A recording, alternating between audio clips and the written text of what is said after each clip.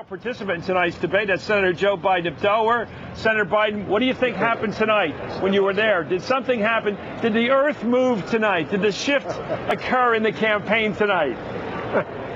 Well, I don't think it moved, but I think it's starting to move. I think what's the thing that I think came across here is that there's only a few candidates who are going to campaign on what they're actually going to do.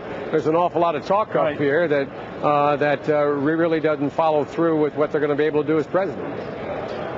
Well, you took a position which is so un-Clintonian. You actually said something about Social Security.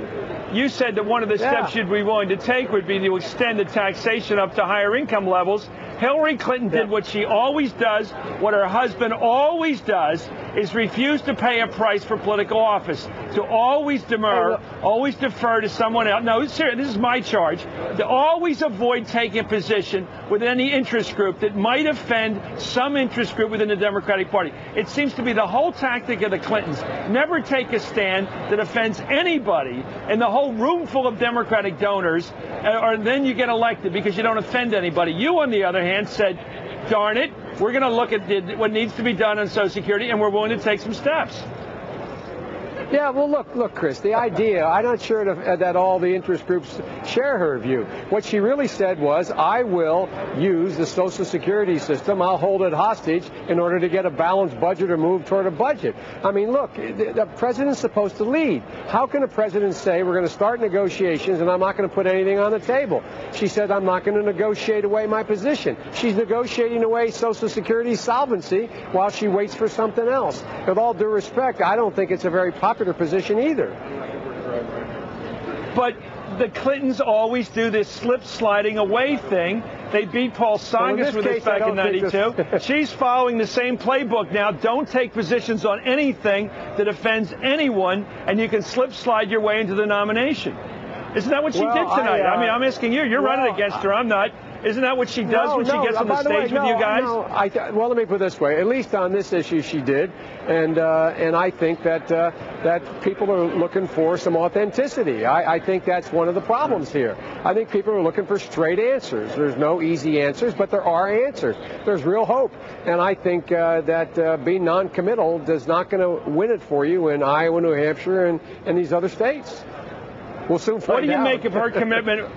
What do you make of her commitment on Iraq to keep the troops in there so she can do the old Betty and Veronica play here where I'm for pulling the troops out, but I'm for keeping the troops in? It's like Archie, Archie Andrews. I mean, she seems to say I'm coming home, but I'm staying.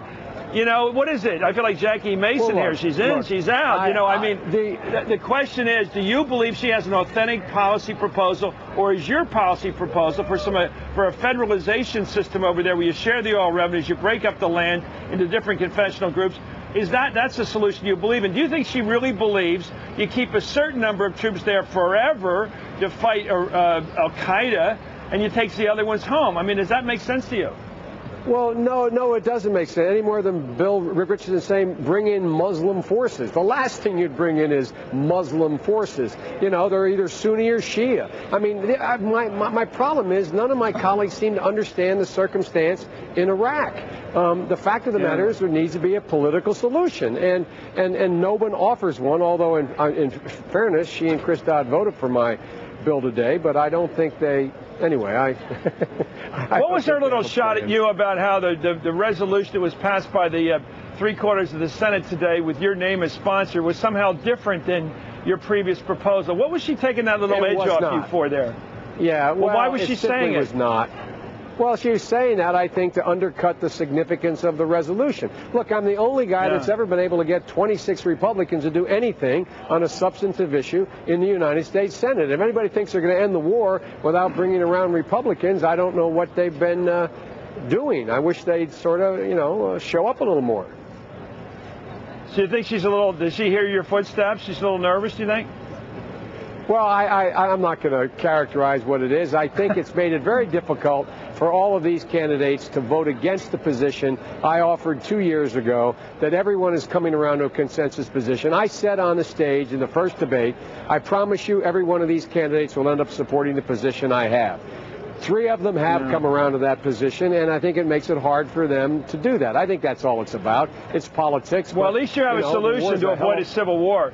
Senator, you're the only guy with a solution to avoid a civil war. Sitting over there and clamping it down with our army for the rest of our lives and trying to create an army of Shias to fight the Sunnis is no way to avoid a civil war. It's a way to take sides in a civil war. That's what I think. You can't do that, Chris. It's wonderful. I think that's It's wonderful to have you on. I think your position is winning out here. Congratulations on having a solution that people are beginning to buy. Thank you very much, Senator Joe Biden, who has a policy prescription that the others seem to lack. Howard? You know, the more I think through the debate.